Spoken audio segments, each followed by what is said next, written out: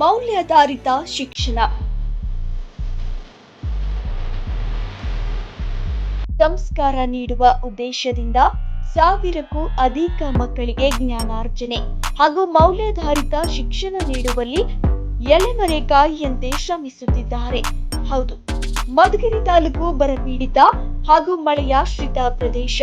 ಈ ಭಾಗದಲ್ಲಿ ಯಾವುದೇ ಟ್ಯೂಷನ್, ಸಂಗೀತ ಶಾಲೆ ವ್ಯವಸ್ಥೆಗಳಿಲ್ಲ. ಇನ್ನು ಈ ಭಾಗದಲ್ಲಿ ಬಹುತೇಕರು ಸರ್ಕಾರಿ ಶಾಲೆಗಳ ಮೇಲೆ ತಮ್ಮ ಮಕ್ಕಳ ಶಿಕ್ಷಣವನ್ನ ಅವಲಂಬಿಸಿದ್ದಾರೆ. ಆದರೆ ಗಡಿಭಾಗದಲ್ಲಿ ಮಕ್ಕಳ ಸಂಖ್ಯೆ ಇಳಿಕೆಯಾದಂತೆ ಹಂತ ಹಂತವಾಗಿ ಸರ್ಕಾರಿ ಶಾಲೆಗಳು ಮುಚ್ಚುತ್ತಿವೆ. ಇಂತಹ ಸ್ಥಿತಿಯಲ್ಲಿ ಮಧುಗಿರಿ ತಾಲೂಕಿನ ಐಡಿಹಳ್ಳಿ ಹೋಬಳಿಯ ದೊಡ್ಡಧಾಳವಾಟ ಗ್ರಾಮದಲ್ಲಿ ಬೆಂಗಳೂರು ಮೂಲದ ಖಾಸಗಿ ಕಂಪನಿಯ ಉದ್ಯೋಗಿ ಎಸ್ ರಾಘವೇಂದ್ರ ಪ್ರಸಾದ್ ತನ್ನ ನಿವೃತ್ತಿಯ ನಂತರ ಸಹಬಾಳ್ವೆ ಗುರುಕುಲ ಶಿಕ್ಷಣ ಆರಂಭಿಸಿದ್ದು, ಈ ಭಾಗದ ಮಕ್ಕಳ ಶೈಕ್ಷಣಿಕ ಪ್ರಗತಿಗೆ ದಿಟ್ಟ ಹೆಜ್ಜೆ ಇಟ್ಟಿದ್ದಾರೆ.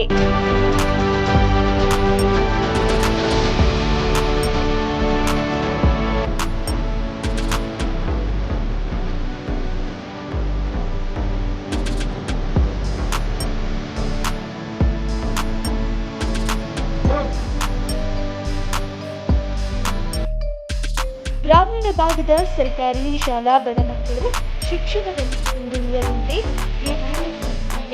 ಸುನೀಲ್ ಕುಮಾರ್, ಶಕ್ತಿ ಬೆಳ್ಳರಿ, ನಳಿನ್ ಕುಮಾರ್, ಸಂತೋಷ್ ಬಿಎಲ್ ಅವರ ಸಹಕಾರದೊಂದಿಗೆ ಗುರುಕುಲ ಶಾಲೆ ಅವರಿಗೆ ಪಠ್ಯ ಹಾಗೂ ಚಟುವಟಿಕೆಗಳು ಹಾಗೂ ಮೌಲ್ಯಾಧಾರಿತ ಶಿಕ್ಷಣವನ್ನ ಉಚಿತವಾಗಿ ನೀಡುತ್ತಿರುವುದು ಈ ಕಾರ್ಯದೊಂದಿಗೆ 10 ವರ್ಷ ಪೂರೈಸಿದೆ. ಇಲ್ಲಿನ ಗುರುಕುಲದಲ್ಲಿ ಸ್ಪೋಕನ್ ಇಂಗ್ಲಿಷ್, ಸಂಗೀತ, ಚಿತ್ರಕಲೆ, ಕರಾಟೆ, ಯೋಗ, ಧ್ಯಾನ, ಅಬ್ಯಾಕಸ್, ಕಂಪ್ಯೂಟರ್ ತರಬೇತಿ ಮುಂತಾದ ಚಟುವಟಿಕೆಗಳನ್ನ ಉತ್ತಮ ಬೋಧನೆಯೊಂದಿಗೆ ಅಚ್ಚುಕಟ್ಟಾಗಿ ಶಿಕ್ಷಣ ನೀಡುತ್ತಿದ್ದು, ಮಕ್ಕಳು ಶ್ರದ್ಧಾಭಕ್ತಿಯಿಂದ ಶಿಕ್ಷಣ ಪಡೆಯುತ್ತಿದ್ದಾರೆ.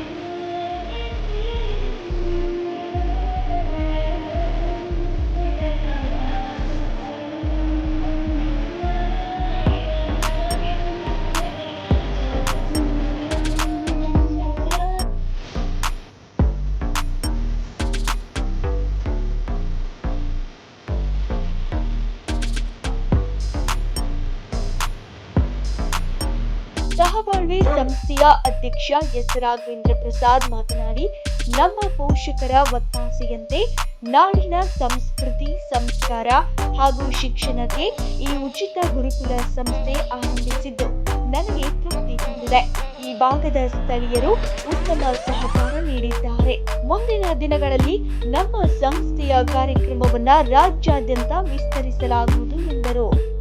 ರಾಘವೇಂದ್ರ ಪ್ರಸಾದ್ ಅಂತ ಈ ಸಂಸ್ಥೆಯ ಸಂಸ್ಥಾಪಕ.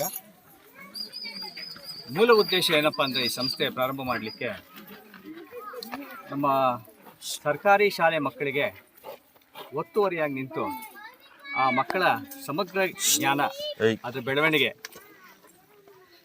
ಪಠ್ಯ ಮತ್ತು ಪಠ್ಯೇತರ ಚಟುವಟಿಕೆಗಳ ಮೂಲಕ ಅವಕ್ಕೆ ಕಲಿಸಬೇಕು ಅನ್ನೋ ಒಂದು ಮಹದಾಸೆಯಿಂದ ಈ ಮಧುಗಿರಿಯಲ್ಲಿರುವ ದೊಡ್ಡದಾಳವಟ್ಟ ಗ್ರಾಮದಲ್ಲಿ 2024ರಲ್ಲಿ ಈ ಗುರುಕುಲ ಪ್ರಾರಂಭ ಮಾಡಿದ್ದು.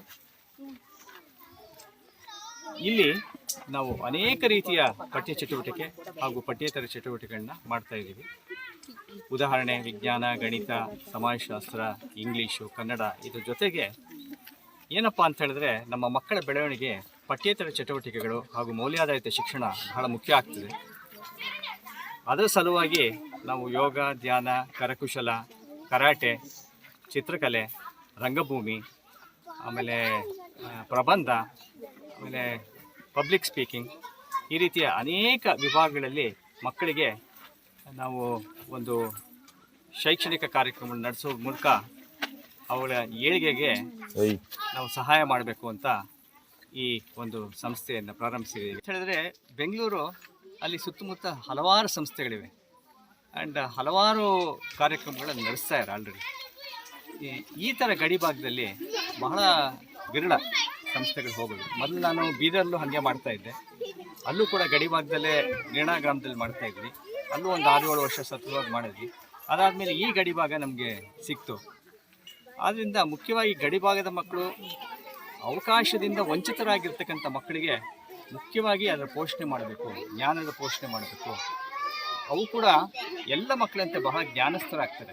ಯಾಕೆಂದರೆ ಅವರ ಜ್ಞಾನದ ಮಟ್ಟ ಏನು ಕಡಿಮೆ ಇಲ್ಲ, ಅವಕಾಶಗಳ ಕೊರತೆ ಇದೆ. ಸೊ ಈಗ ನೀವು ಅಂತ ಹೇಳಿದ್ರೆ ನಮಗೆ ಒಂದು ನಮ್ಮ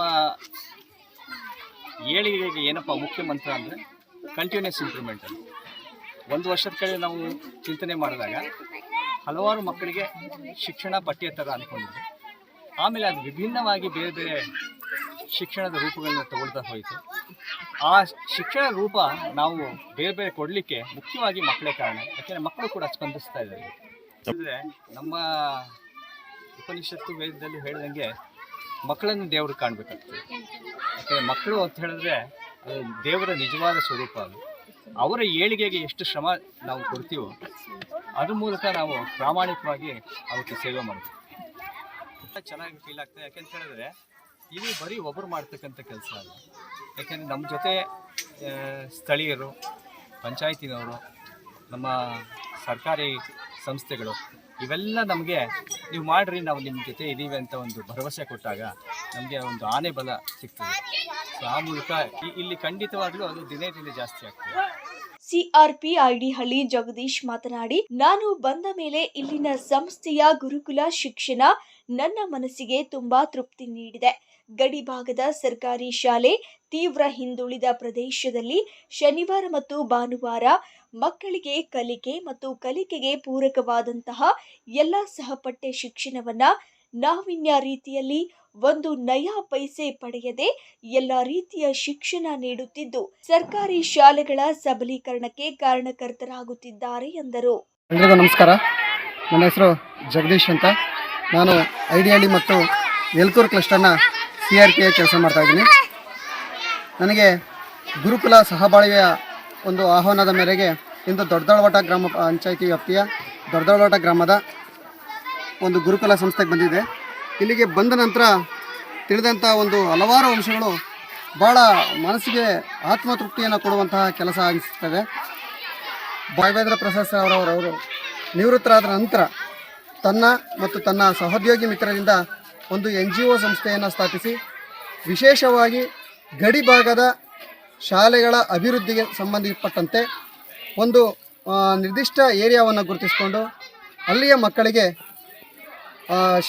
ಭಾನುವಾರ, ಸೋಮವಾರ ಮತ್ತು ಮಂಗಳವಾರ ಮತ್ತು ಶನಿವಾರ ದಿನಗಳಲ್ಲಿ, ಶನಿವಾರ ಭಾನುವಾರ ಪೂರ್ಣ ಪ್ರಮಾಣದ ದಿನಗಳಲ್ಲಿ, ಉಳಿದಂತೆ ಸೋಮವಾರದಿಂದ ಗುರುವಾರದವರೆಗೂ ಶಾಲೆಯ ಅವಧಿಯ ನಂತರ ಮಕ್ಕಳಿಗೆ ಕಲಿಕೆ ಮತ್ತು ಕಲಿಕೆಗೆ ಪೂರಕವಾದಂತಹ ಎಲ್ಲ ಸಹಪಠ್ಯ ವಿಷಯಗಳನ್ನು ಬೋಧಿಸುವಂತಹ ಒಂದು ನಾವೀನ್ಯ ಕಲ್ಪನೆಯಲ್ಲಿ ಈ ಒಂದು ಗುರುಕುಲವನ್ನು ರೂಪಿಸಿದರೆ ಇಲ್ಲಿಯ ಸಿಬ್ಬಂದಿಗಳಿಗೆ ವೇತನವನ್ನು ಕೊಟ್ಟು ಮತ್ತು ಯಾವುದೇ ಮಕ್ಕಳಿಂದ ಯಾವುದೇ ರೀತಿಯ ಹಣವನ್ನು ನಿರೀಕ್ಷೆ ಮಾಡದಂತೆ ಅವರಿಗೆ ಸಾಕಷ್ಟು ಏನಾಗುತ್ತೆ ಅಂದರೆ ನಾವು ಶಾಲೆಗಳಲ್ಲಿ ಕಲಿಸಲಾರದಂಥ ಕೆಲವು ಅಂಶಗಳು ಅಂದರೆ ಕರಾಟೆ, ಡ್ರಾಯಿಂಗು, ಅಬಾಕಸ್ಸು ಇತ್ಯಾದಿ ಹಲವಾರು ನಾವೀನ್ಯ ಅಂಶಗಳನ್ನು ಈ ಗುರುಕುಲದಲ್ಲಿ ತಿಳಿಸ್ಕೊಡ್ತಾ ಇದ್ದಾರೆ.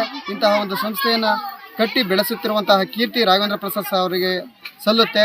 ಅವರ ಶ್ರಮ, ಅವರ ಒಂದು ಕನಸು ನನಸಾಗಬೇಕು ಅಂದರೆ ನಾವೆಲ್ಲ ಹೆಚ್ಚೆಚ್ಚು ವಿದ್ಯಾವಂತರಾಗಿ ಆ ಒಂದು ಸಂಸ್ಥೆಯ ಆಶಯಗಳನ್ನು ನಾವು ಈಡೇರಿಸುವ ಮೂಲಕ ನಾವು ಸತ್ಪ್ರಜೆಯಾಗಿ ರೂಪುಗೊಂಡು ಸರ್ಕಾರಿ ಶಾಲೆಗಳ ಸಬಲೀಕರಣದಲ್ಲಿ ನಾವೆಲ್ಲರೂ ಪಾತ್ರವಹಿಸೋಣ ಅಂತ ಈ ಮೂಲಕ ಕೇಳ್ಕೊಳ್ತಾರೆ.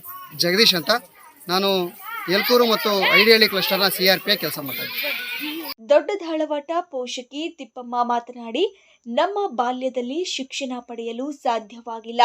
ಬಡತನದಲ್ಲೂ ತಿನ್ನಲು ಅನ್ನಕ್ಕಾಗಿ ಭತ್ತ ಕುಟ್ಟಲು ಹೋಗುತ್ತಿದ್ದೆವು. ಇದೀಗ ರಾಘವೇಂದ್ರ ಸರ್ ಉಚಿತವಾಗಿ ನಮ್ಮ ಮಕ್ಕಳಿಗೆ ಉತ್ತಮ ಶಿಕ್ಷಣ ನೀಡುತ್ತಿದ್ದಾರೆ. ಇಂತಹ ಅವಕಾಶ ನಮಗೆ ಸಿಕ್ಕಿದ್ದರೆ ನಾವು ಕೂಲಿ ನಾಲಿ ಮಾಡುವ ಅವಶ್ಯಕತೆ ಇರುತ್ತಿರಲಿಲ್ಲ ಎಂದು ಭಾವುಕರಾದರು. ಅಂತ ನಾವು ದೊಡ್ಡದಾಳವಾಟದಲ್ಲಿ ವಾಸವಾಗಿರ್ತೀವಿ. ನಮ್ಮ ಮಕ್ಕಳು ಇಲ್ಲಿ ಚೆನ್ನಾಗಿ ಓದ್ಕೊತಾರೆ, ಚೆನ್ನಾಗಿ ಇಂಪ್ರೂವ್ ಆಗ್ತಾರೆ. ನಂಗೆ ಅದು ಸಂತೋಷ. ನಾವು ಓದೋದ್ರಲ್ಲಿ ಚೆನ್ನಾಗಿ ಟ್ಯಾಲೆಂಟಲ್ಲಿ ಓದೋದ್ರಲ್ಲಿ ಬರೆಯೋದ್ರಲ್ಲಿ ಚೆನ್ನಾಗಿ ಇದು ಮಾಡ್ತಾರೆ. ಅದು ನಂಗೆ ತುಂಬ ಸಂತೋಷ. ಮತ್ತು ಇಲ್ಲಿ ಮಾಸ್ಟ್ರು ಅಂದರೆ ರಾಘವೇಂದ್ರ ಸರ್ ಅಂದರೆ ನಮ್ಮ ಮಕ್ಕಳಿಗೆ ತುಂಬ ಸಂತೋಷ. ಅವರಂದರೆ ಬಲಿಷ್ಟ. ಇಲ್ಲಿ ಚೆನ್ನಾಗಿ ಗುರುಕುಲ ಮಾಡಿರೋದಕ್ಕೆ ಮಕ್ಕಳಿಗೆಲ್ಲ ತುಂಬ ಸಂತೋಷ ಆಗಿದೆ ಸರ್. ಚೆನ್ನಾಗಿ ಓದೋದ್ರಲ್ಲಿ ಬರೆಯೋದ್ರಲ್ಲಿ ಚೆನ್ನಾಗಿ ಇಂಪ್ರೂವ್ಮೆಂಟ್ ಆಗಿದೆ ಸರ್. ನಂಗೆ ಅದು ತುಂಬ ಸಂತೋಷ. ನಾವು ಆಗಿನ ಕಾಲದಲ್ಲಿ ಅಪ್ಪ ಅಮ್ಮ ನಾವು ಮಕ್ಕಳು ಅಂದರೆ 4 ಜನ 3 ಜನ ಆಗ್ತಾರೆ ಹಿಂದಿನ ಕಾಲದಲ್ಲಿ. ಆ ಮಕ್ಕಳು ಓದಿಸ್ಬೇಕಂದ್ರೆ ನಮ್ಗೆ ತುಂಬ ಕಷ್ಟ ನಮ್ಮ ಅಪ್ಪ ಅಮ್ಮ. ಅದು ಓದೋದ್ರಲ್ಲಿ ಯಾರಾದರೂ ಬೇಸಾಯ ಮಾಡಿದ್ರೆ ಬೇಡ ಬಿಡ್ರಿ, ಮಕ್ಕಳು ಓದಿಸೋದೇ ಬೇಡ, ತುಂಬ ಕಷ್ಟ ಆಗುತ್ತೆ, ಕೂಲಿ ನಾಲಿ ಮಾಡಿ ನಾವು ಓದಿಸ್ಬೇಕು ಅಂತ ಅವಾಗ ಅಪ್ಪ ಅಮ್ಮ ಅಂದ್ಕೊತಿದ್ರು. ಊಟಕ್ಕೆ ಬರವಸಾಗ ಭತ್ತ ಕುಟ್ಟಿ ಆಗ ಮಾಡಬೇಕಾಗಿತ್ತು. ನಾವು ಓದೋದ್ರಲ್ಲಿ ಅಪ್ಪ ಅಮ್ಮ ಹಿಂಗೆ ಅಂತಿದ್ರಲ್ಲ, ನಾವೆಷ್ಟು ಕಷ್ಟಪಟ್ಟು ನಾವು ಇದು ಮಾಡಬೇಕು ಅಂತ ನಮಗೆ ಓದೋದ್ರಲ್ಲಿ ಗಮನ ಅಂತ. ಅದರಲ್ಲಿ ಈಗ ಈ ಮಕ್ಕಳಿಗೆಲ್ಲ ಇಂಥದ್ದೆಲ್ಲ ಅವಕಾಶ ಸಿಗ್ತದಂದ್ರೆ ತುಂಬ ಸಂತೋಷ ಆಗುತ್ತೆ ಸರ್ ನಮಗೆ. ಇಲ್ಲ ಸರ್ ಕೊಟ್ಟಿಲ್ಲ, ಏನು ಕಟ್ಟಿಲ್ಲ ಮಕ್ಕಳಿಗಂತ ಏನು ಕೊಟ್ಟಿಲ್ಲ. ಎಲ್ಲ ಅವರೇ ವ್ಯವಸ್ಥೆ ಮಾಡಿದ್ದಾರೆ ಸರ್, ಚೆನ್ನಾಗಿ ಮಾಡಿದ್ದಾರೆ. ನಮ್ಗೆ ಏನಂದ್ರೆ ಫೀಲ್ ಇಲ್ಲ, ಇಷ್ಟು ಜನ ಮಕ್ಕಳಿಗೆ ನಮ್ಗೆ ಅಂಥ ಅವಕಾಶ ನಮ್ಗೆ ಸಿಕ್ಕಿದಿದ್ರೆ ನಾವು ಇನ್ನೂ ಎಷ್ಟು ಚೆನ್ನಾಗಿ ಇಂಪ್ರೂವ್ ಆಗ್ತಿದ್ರು ಅಂತ ನಂಗೆ ಇವಾಗ ದುಃಖ ಬರುತ್ತೆ ಸರ್. ಚೆನ್ನಾಗಿ ಇದೆಲ್ಲ ಅನುಕೂಲ ಆಗೈತಂದ್ರೆ ಭರವಸ ಭತ್ತ ಕುಟ್ಟಿ ಅಡುಗೆ ಮಾಡಬೇಕಾಗಿತ್ತು. ಅವಾಗ ತುಂಬ ಕಷ್ಟ ಸರ್. ಮಕ್ಕಳೆಲ್ಲ ಒಬ್ಬರನ್ನ ಓದಿಸೋದೇ ಅನಿಸ್ತೀವಿ ಸರ್. ಏನಾದರೂ ಚೆನ್ನಾಗಿ ಓದೋದ್ರಲ್ಲಿ ಇರುತ್ತೆ ಸರ್, ಅವ್ರಿಗೆ ಓದೋದ್ರಲ್ಲಿ ಭರವಸೆ ಕೊಡ್ತಾರೆ. ನಂಗೆ ತುಂಬ ಅದು ಅನ್ನಿಸ್ತಿದೆ ಸರ್ ನನಗೆ. ಚೆನ್ನಾಗಿ ಮಕ್ಕಳು ಓದೋದ್ರಲ್ಲಿ, ಯಾಕಂದರೆ ನನಗೆ ಗೊತ್ತು ನನ್ನ ಮಕ್ಕಳೇ ಯಾವಾಗೂ ಪುಸ್ತಕ ತಗೊಂಡು ಚೆನ್ನಾಗಿ ಓದ್ತಾವೆ ಅಂತ ನನಗೆ ಅನ್ನಿಸ್ತಿದೆ ಸರ್. ಆ ಥರ ಅವರು ಮಟ್ಟಕ್ಕೆ ಹೋದಾಗ ಯಾವ ಥರ ಬೆಳವಣಿಗೆ ಆಗೋ ಥರ ಗೊತ್ತಾಗಲ್ಲ. ಈಗ ಅನ್ನಿಸ್ತಿದೆ ಸರ್ ನನಗೆ. ಒಳ್ಳೆ ಎಜುಕೇಶನ್ ಒಳ್ಳೆ ಎಜುಕೇಶನ್ ಸರ್ ಸಿಗುತ್ತೆ ಸರ್. ನಿಮ್ಮ ಹೆಸರು? ನಮ್ಮ ಹೆಸರು ತಿಪ್ಪಮ್ಮ ಅಂತ ಸರ್. ಯಾವರು? ದೊಡ್ಡಲ್ವಟ ಸರ್. ದೊಡ್ಡಲ್ವಟ ಮೌನಿಕಾ 8th. ಜ್ಞಾನ ಕಲ್ತ್ಕೊಂತೀವಿ. ರಾಘವೇಂದ್ರ ಸರ್ ಅವರು ಬಂದಿದ್ದಾರೆ. ಜ್ಞಾನ ಕಲ್ತ್ಕೊಂತೀವಿ. ಕರಾಟಿ, ಸಹಬಾಳು ಸಮಸ್ಯೆಯಲ್ಲಿ ಜ್ಞಾನ ಬುದ್ಧಿ ಎಲ್ಲ ಕಲ್ತ್ಕೊಂತೀವಿ. ಕರಾಟಿ, ಸ್ಪೋಕನ್ ಇಂಗ್ಲೀಷ್, ರಂಗೋಲಿ, ಚಿತ್ರಕಲೆ ಎಲ್ಲ ಕಲಿಸ್ತಾರೆ. ಬೆಳಿಗ್ಗೆ ಇಂಗ್ಲೀಷು, ಕನ್ನಡ, ಗಣಿತ ಎಲ್ಲ ಕಲಿಸ್ತಾರೆ. ಭಾಷರು, ಕರ್ತಮೂರ್ತಿ ಸರ್, ರಾಜರು, ಮಹಾಲಕ್ಷ್ಮಿ ಮೇಡಮ್ ಎಲ್ಲರೂ ಕಲಿಸ್ತಾರೆ. ನಿಮ್ಮ ಹೆಸರು? ಮೌನಿಕಾ. ಇನ್ನಷ್ಟು ಸುದ್ದಿಗಳಿಗಾಗಿ ನಮ್ಮ ಮಧುಗಿರಿ ನ್ಯೂಸ್ ಫೇಸ್ಬುಕ್ ಫಾಲೋ ಮಾಡಿ, ಯೂಟ್ಯೂಬ್ ಸಬ್ಸ್ಕ್ರೈಬ್ ಮಾಡಿ.